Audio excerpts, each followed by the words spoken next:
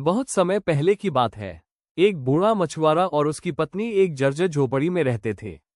मछुआरा हर रोज समुद्र में मछली पकड़ने जाया करता और उसकी पत्नी दिन भर बड़बड़ाती रहती। उस दिन भी सूरज सिर पर था, लहरें किनारे से टकरा रही थीं। मछुआरे ने थके हारे हाथों से जाल डाला और रेत पर बैठकर बोल पड़ा, हे समुद्र माँ, आज भी कुछ नहीं मिला। एक बार कुछ मिल जाए तो 2 वक्त की रोटी तो नसीब हो। तभी अचानक जाल हिलने लगा।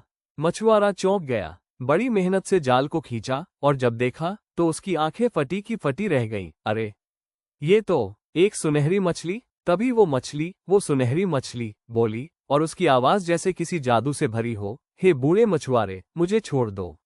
मैं तुम्हारी 3 इच्छाएं पूरी कर दूंगी। मछुआरा कांपते स्वर में बोला, तू बोलती है? अच्छा, मैं तुझे छोड़ता हूँ, मुझे कुछ नहीं चाहिए। और यह कहकर उसने मछली को आजाद कर दिया, बिना कोई इच्छा मांगे। मछुआरा थके कदमों से वापस अपनी झोपड़ी में पहुंचा।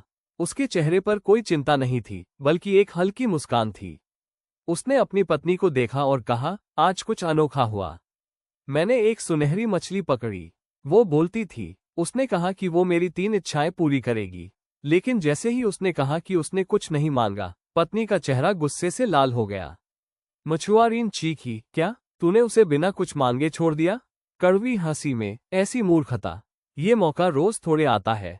फिर उसने मछुआरे को घूरते हुए कहा, जा अभी समुद्र के पास और कह देना उस मछली से कि मुझे नया मिट्टी का घर चाहिए। ये टूटी फूटी झोपड़ी अब और नहीं सहनी। मछुआरा चुपचाप बाहर निकल गया। वही थके कदम, पर अब मन में उलझन थी। ये लहरें शांत होती हैं, फिर पानी चमकने लगता है। अचानक वही सुनहरी मछली फिर से पानी से बाहर आई। उसकी चमक और आवाज में वही जादू था, जाओ, तुम्हारी इच्छा पूरी हुई। फिर मछली गायब हो जाती है, लहरें फिर से सामान्य। मछुआरा चौंका, पर भीतर से एक राहत भी महसूस हुई।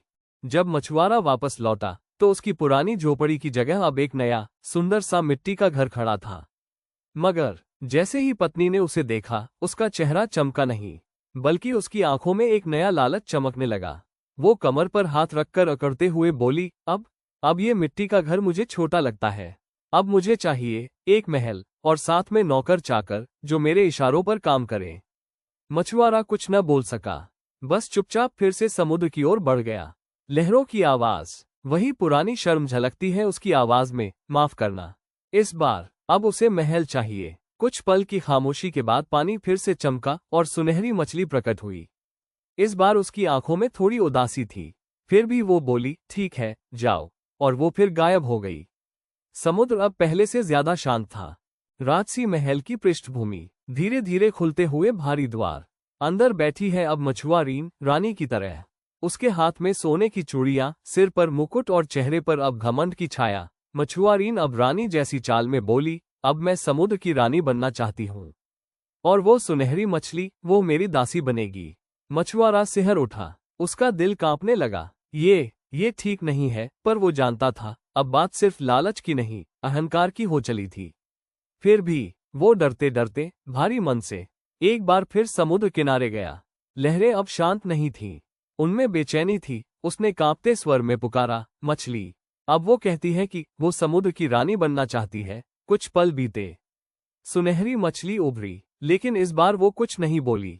उसकी आंखों में न गुस्सा था, न मुस्कान। वो बस एक बार मछुआरे को देखा और फिर बिना कुछ कहे समुद्र की गहराइयों में डूब गई। लहरें अब पहले से भी ज्यादा चुप थीं, जैसे कुछ खत्म हो गया हो। मछुआरा चुपचाप लौटता है। उसके चेहरे पर न अफसोस है, न गुस्सा, बस एक गहरा सुकून है। लालच का अंत कभी अच्छा नहीं होता। मछुआरीन की बढ़ती लालच ने वो सब कुछ छीन लिया जो उन्हें मिला था। अब वे फिर से उसी पुरानी झोपड़ी में रहते हैं। लेकिन फर्क बस इतना है, मछुआरे का दिल अब भी शांत है, क्योंकि उसने कभी ज्यादा नहीं चाहा। सच्चा सुख हमेशा संतोष में होता है, न कि महलों और मोहरों में।